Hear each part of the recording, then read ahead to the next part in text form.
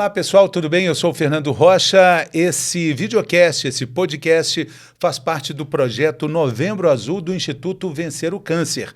Você sabe, o Instituto Vencer o Câncer tem a missão importante de transformar a vida de pessoas e pacientes com câncer de forma positiva, com informação útil e relevante sobre saúde e qualidade de vida. Nesse Novembro Azul, nossa função, nossa missão aqui é conversar sobre esse problema, que é o câncer de próstata, que é também o câncer mais comum entre os homens brasileiros com mais de 50 anos.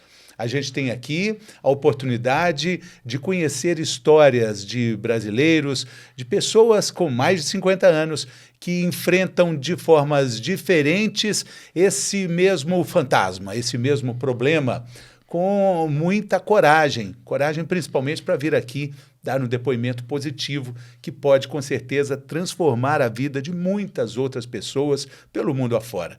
Nesse primeiro episódio, a gente tem a honra de receber aqui o Ricardo de Mello, 71 anos, paulistano, tem uma história interessante para falar sobre a luta dele com os problemas da próstata, não exatamente um câncer, mas uma rotina de muitos cuidados que a gente vai conhecer agora com o Ricardo. Bem-vindo, Ricardo, tudo bem? Tudo bem. Alegria te receber aqui. Muito obrigado. Você não tem exatamente o diagnóstico, mas você tem o receio e tem uma rotina de muitos cuidados. Sim. E você enfrentou com muita coragem esse preconceito que acaba sendo muito comum entre nós homens, né? Sim. Eu, na faixa de 50 anos, eu procurei um urologista. Você está com 71, então já 71, tem lá uns 20 e poucos 20 anos, né? E logo de cara já foi verificado que eu tinha uma próstata aumentada. Com 50 anos. E foi em 2005 que eu fui no médico e já deu um PSA acima de 4, que já é um nível de atenção, né?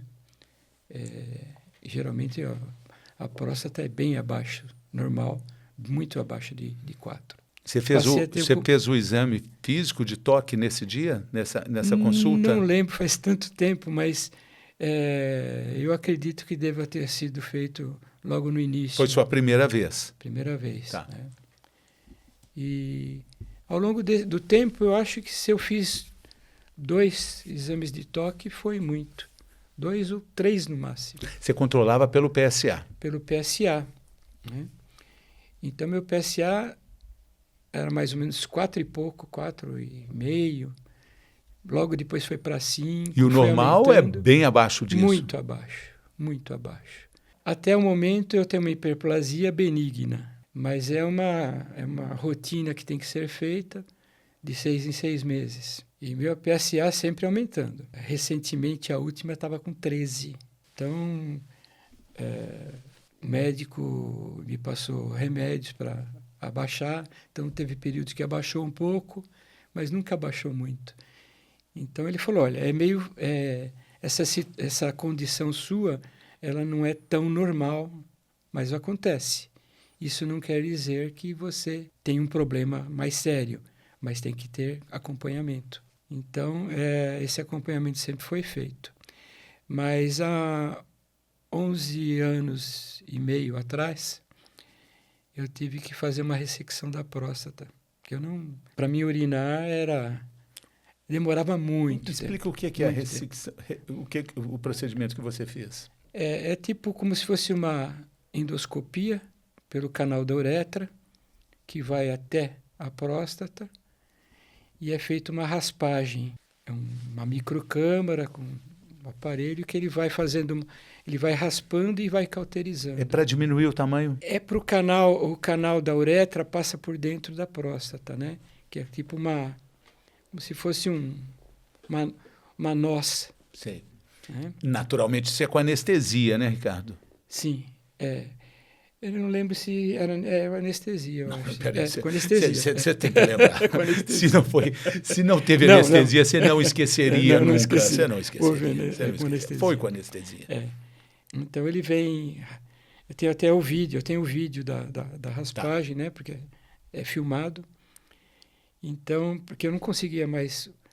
Para urinar, demorava muito tempo, muito tempo. O que é muito tempo? Acho que 5, 10 minutos. Alguma coisa assim, É ou muito mais. tempo. É muito tempo. É. E a bexiga, ela vai havendo um esforço na bexiga para poder ter a pressão, fazer a pressão suficiente para a urina ser expelida. Então ela tem um esforço muito grande. E com o tempo ela é cobrado esse esforço para ela, né? Então pode ter danos na bexiga, né? Eu tenho um pólipo na bexiga. Por quê? Tanto esforço que foi feito. É doloroso? Não. Só é incômodo? Nem isso. Não, o incômodo que eu estou dizendo é o que você acabou de relatar, de 10 minutos para fazer um xixi. Era uma coisa assim, muito... Isso se não foi até mais. Então, isso é bastante incômodo. Era muito incômodo, né? Muito incômodo. Ficava retido na bexiga urina. Porque chegava um momento que ela não conseguia expelir tudo. Então ficava uma retenção de urina. Tem um escape? Não, ela fica retida. Fica retida, uma quantidade. E isso pode dar infecção urinária, essas coisas, que no meu caso não tive. Você nunca tem assim, a sensação de ter a bexiga esvaziada? Ou seja, você vai fazer xixi, você faz com plenitude, fica sempre parecendo que não fez tudo? Eu não tinha essa sensação, mas a retenção era essa retenção, então, era imperceptível. Imperceptível, mas não era saudável. Né? Não é saudável. Tanto que você acabou adquirindo um pólipo na bexiga. Por causa de tanto esforço na bexiga. Né? Tá. Eu acabei fazendo há 11 anos e meio atrás uma ressecção da próstata para liberar o canal, vamos dizer. É isso que você estava contando. Então, eu fiquei ótimo, né? Depois dessa ressecção. É uma cirurgiazinha, né? Só que a próstata foi crescendo de novo. Né? Então, ela cresce para fora e cresce para dentro também. Ela cresce como um todo. Né? E eu comecei a ter não tanta dificuldade, mas já não era igual quando foi feita a ressecção. Recentemente, eu dei não fui mais em um médico, eu dei um tempo, um pouco mais de ir no médico, acompanhar, dei uma relaxada. 20 dias atrás, não, um mês atrás, eu saí num domingo com a minha esposa, tive um dia normal, né? Normal. E na hora de dormir, no final do dia, do domingo para segunda, eu fui ao banheiro, me preparando para dormir, e não consegui urinar. Vontade de urinar travou completamente. E não urinava, e daqui a um pouco só sangue. Só fui tendo muito sangue pela uretra, e isso me deixou muito apreensivo, né? Chamei minha esposa, quando ela viu, ela falou, vamos para o pronto-socorro do hospital. Naquele momento? Naquele momento. Ela já estava de pijama, tudo. Fomos correndo para o hospital. Eu tive que retirar a urina, porque a urina foi acumulando nesse inteirinho, dentro do hospital, até haver um atendimento mais adequado, né? Que eu fiz exames antes, espero o exame ficar pronto e tal. E a urina foi, vamos dizer, aumentando a bexiga e não saía nada, né? E eu ia no banheiro sangue direto. Aí teve que ser retirado a urina. Passar uma sonda. Teve que passar uma sonda. Caramba. Só que não era uma sonda fininha, era uma sonda grossa. Doeu, aí doeu. Doeu porque é de látex, né? No canal peniano ali. Vai até Puxa vida. Até a bexiga. Uma borracha látex, né? Sim. Bem grande. E não saía urina. Passado até a bexiga e não saía urina. Aí eles tiveram que encaixar uma seringa hipodérmica grossa, grande. Puxaram ela na ponta da sonda e só sangue. Encheu 2 seringas de sangue e a urina não saía. Na segunda seringa, após encher ela de sangue todinha, que aí começou a sair urina. Aí eu tive um alívio, porque eu estava com essa região aqui. Era isso que eu ia te perguntar. Você, com dor. A bexiga cheia, pressionando ali a barriga. Pressionando, a minha barriga ficou inchada, vamos dizer. E esse ato essa força muscular para fazer o xixi, só forçava mais e só fazia doer mais? Doía muito. Um incômodo assim, grande. E não saía, né? E você tinha ficado quanto tempo sem fazer xixi? O dia todo? Não, o dia normal, fiz xixi normal. Quando chegou a noite, travou da água para o vinho. Foi uma coisa muito... Esse problema que você tem na próstata não te faz urinar nem mais nem menos. Acaba sendo normal. Você não tem aquela frequência de fazer xixi várias vezes, não?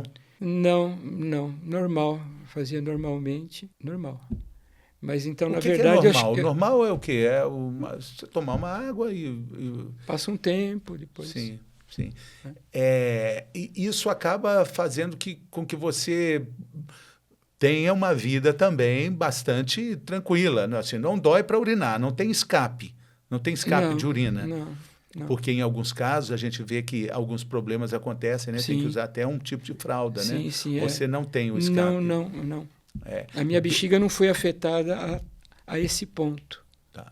Dor para urinar também não teve? Não. Eu tive acho que uns 2 meses antes, eu tive uma infecção urinária muito forte. Aí sim, doía demais para urinar. Uma infecção forte eu tive. Nunca tinha tido. E eu entrei em contato com o meu médico, nem fui lá. E ele me passou antibiótico e tal. Eu tomei, fiquei bom. E eu deveria ter retornado nele. E eu não retornei. E o tempo foi passando com outros afazeres e uma série de coisas. Eu não fui. E eu acho que já era um sinal de uma inflamação da próstata que já estava numa condição de ter alguma coisa. Quais são, Ricardo, os cuidados que você toma para que essa hiperplasia, que é o aumento, no seu caso, o aumento benigno da próstata, não se transforme em um câncer? Imagino que você deve ter um temor, né? Você tem um cuidado, você tem uma rotina de cuidados, né? O que os médicos falam? Existe relação do aumento da próstata com o diagnóstico de um câncer? Eu acredito que sim. Principalmente quando o PSA é elevado, como o meu. O seu PSA é muito elevado. E aí você tem que fazer exames cada vez mais frequentes. O exame de toque é importante também para perceber se na próstata, né, o lado externo dela, ele tem algum tipo de uma conformação diferente da normal. Caroço, alguma coisa que foge da normalidade, que no exame ele também deteta. Quando eles passam, na verdade, o médico ele passa em volta o dedo em volta da próstata, não sei se é toda ou não, mas ele sente a parte externa da próstata. E quando ele vê o número do PSA, ele fala, opa, temos aqui um sinal de alerta importante. Sim, bem importante. No meu caso, bem importante. Tanto é que eu fiz 2 biópsias. E essas biópsias, cada biópsia, ela também tem que ser feita sedado. E a biópsia vai com uma agulha que entra dentro da próstata, em vários pontos da próstata.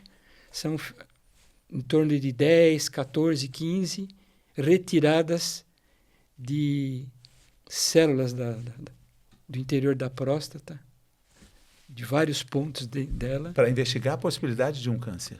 Isso, para ver se naquele material tem indícios de câncer, né? Então, eu passei por 2 biópsias ao longo dessa trajetória. Não deu nada. Ricardo, com relação à vida sexual, que também existem muitas queixas, né?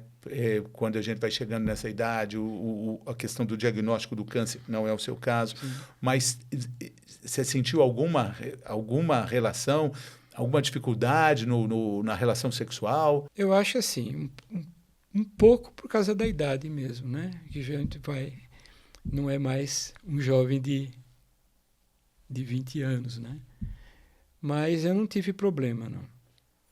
Nada perceptível aí com relação a esse aumento da próstata. Não. Porque a partir dos 50 anos é normal esse aumento, né? Sim. Mas ele tem que ser acompanhado junto com a variação do PSA. No seu caso, a variação foi muito alta, né? Muito alta. Eu estava com 13 agora. Atualmente? Atualmente, 13. 13? E eu não fui no meu urologista. Eu tive essa infecção urinária e não fui no urologista. Passou um tempo. E eu tinha que ter voltado nele. Né? E aí aconteceu esse episódio. Eu fui para o hospital e logo em seguida, no dia seguinte, eu fiquei internado e foi feita nova ressecção da próstata. Então você fez 2 vezes? 2 vezes. Agora foi a segunda. E do material colhido foi feita uma biópsia. Mais uma? Mais uma. É a terceira, né? Mas essa foi pelo material colhido. E também não acusou nenhuma malignidade. Sim. Então eu tenho uma hiperplasia forte. Forte, mas benigna. Benigna, né? Que me causou ao longo do tempo esse problema da questão urinária. E agora foi essa... A primeira eu fiz uma vamos dizer, essa raspagem, né? Essa cirurgia programada.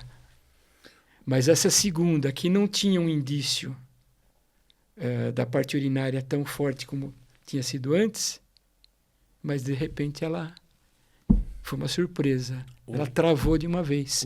Então foi via pronto-socorro. Sim, urgência. Urgência. Aquilo lá que você contou. Eu fiquei 4 a 5 dias no hospital.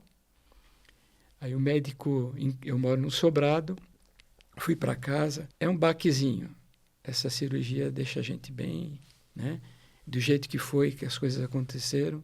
Então eu fui para casa e o médico falou, olha, você desce de manhã, em algum momento, para sua casa, para baixo, né? No andar de baixo, e só sobe no final do dia. Evita subir escada. Evita subir escada. Não dirija, não suba escada, não faça esforço nenhum. 30 dias. Como é que você vê Eu fiquei desse jeito. Imagino a dificuldade. Ricardo, eu queria te perguntar como é que você vê, assim, pessoas da nossa idade aí, né, depois dos 50, que falam, eu não vou no médico, porque quem procura acha. Vai ficar vasculhando coisas que eu não quero saber. É um comportamento bem masculino, infelizmente, Sim. muito mais comum do que a gente gostaria que fosse. Como é que você vê essa situação? O que você pensa quando você ouve alguém falando isso?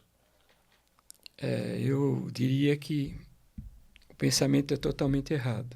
A gente tem que encarar o que vem pela frente. Necessário.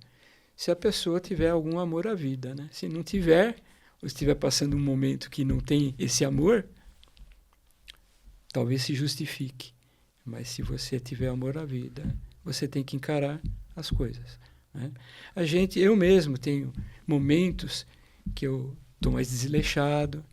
Teve momentos que eu passei na minha vida assim que eu não tinha interesse pela vida. Passei por fases assim, né? É justificável, né? Mas não é normal. Só vou citar um exemplo, né?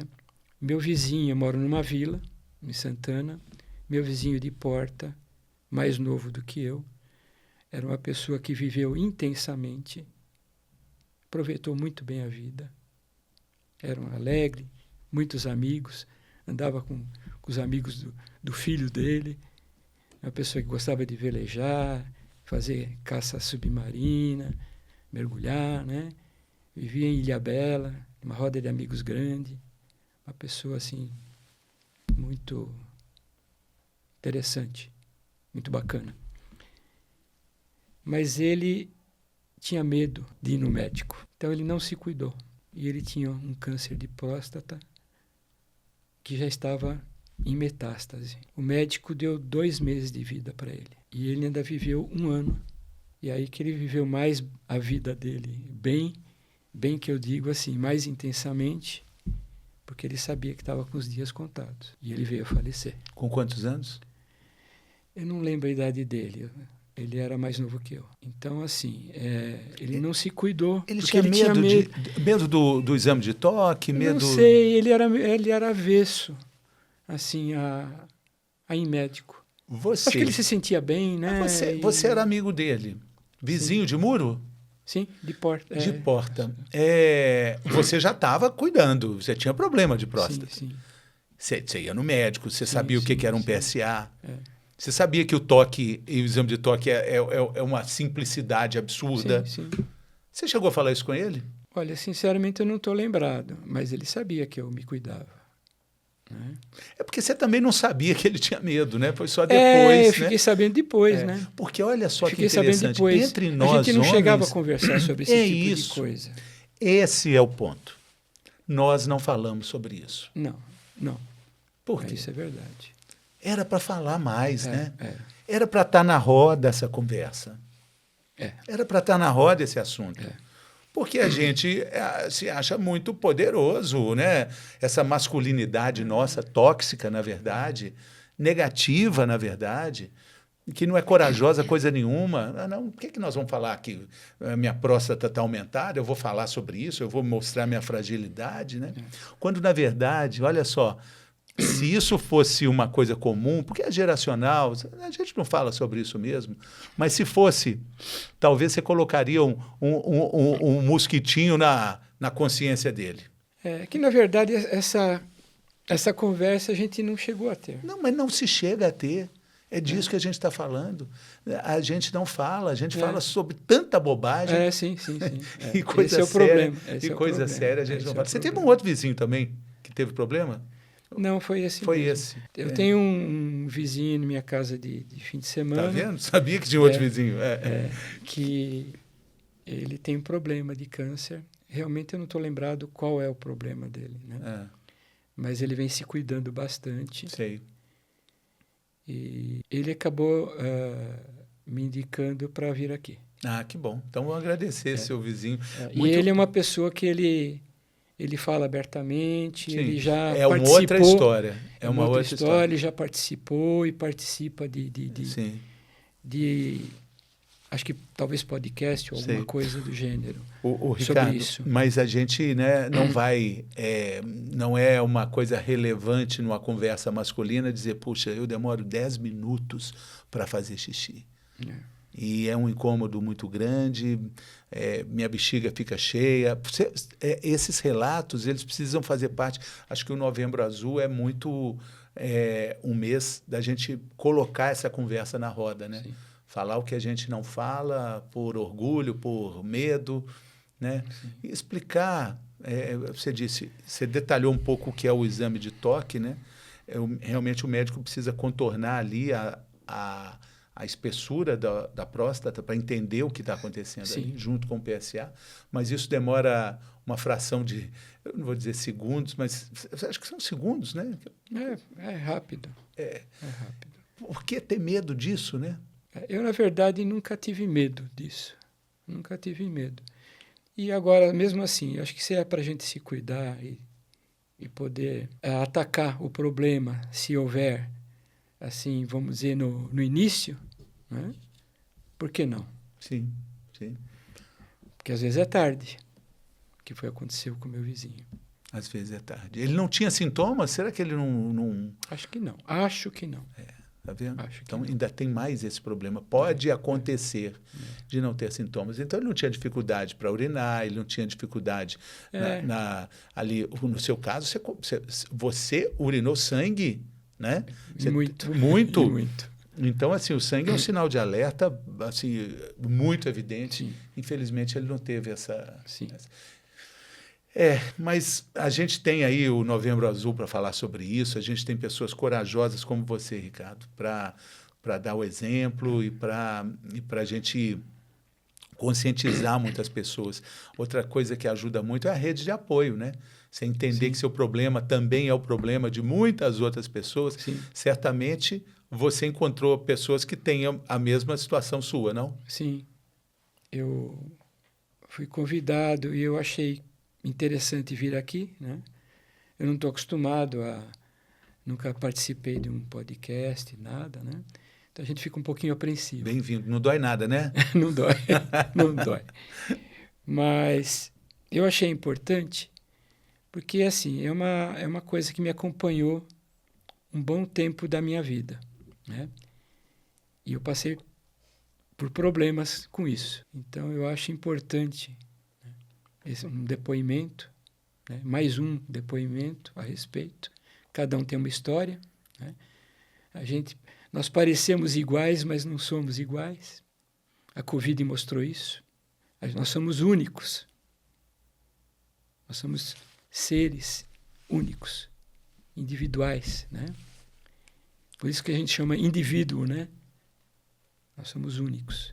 Nós somos todos diferentes, semelhantes, mas diferentes, né? E cada um tem uma história, né? Cada família teve uma história com Covid, né? E outras doenças. Então, cada um tem que se cuidar. Você pode ser resistente em alguma coisa, mas pode ter um ponto fraco em outra, né? E esse ponto fraco pode te levar a um óbito ou a problemas durante sua vida, né? Então, eu acho importante esse depoimento, como mais um depoimento, e fica o alerta, né? O alerta para as pessoas que não devem ter nenhum problema com esse tipo de coisa. É melhor fazer um exame de toque, um acompanhamento médico, do que você passar por sofrimento. Muito bem. Quem já foi em hospital e já viu certas coisas, ou já passou por isso, aí sabe o que é um sofrimento. O que fica é o convite para que você que está ouvindo e vendo a gente, que você seja o protagonista da sua vida, que você seja o grande condutor dos cuidados, que é esse grande templo que é o nosso corpo. Sim. Nós somos esse templo, né? Ricardo de Mello, arquiteto paulistano, 71 anos, uma vida inteira ainda pela frente, se Deus quiser. Muito obrigado pela sua coragem, seu depoimento aqui. Que sua jornada siga aí com muita luz, com muita tranquilidade, com muita paz também e com nada de dor, só alegria. Isso aí. Valeu. Muito obrigado, tá? Muito obrigado. Obrigado a vocês. Muito obrigado a você também pela sua companhia. Compartilhe esse conteúdo com as pessoas que você sabe vão aproveitar, vão também difundir cada vez mais essas informações que a gente teve aqui nessa conversa com o Ricardo, no projeto Novembro Azul do Instituto Vencer o Câncer. Ficamos por aqui, mas também sempre voltamos por aqui. Saúde!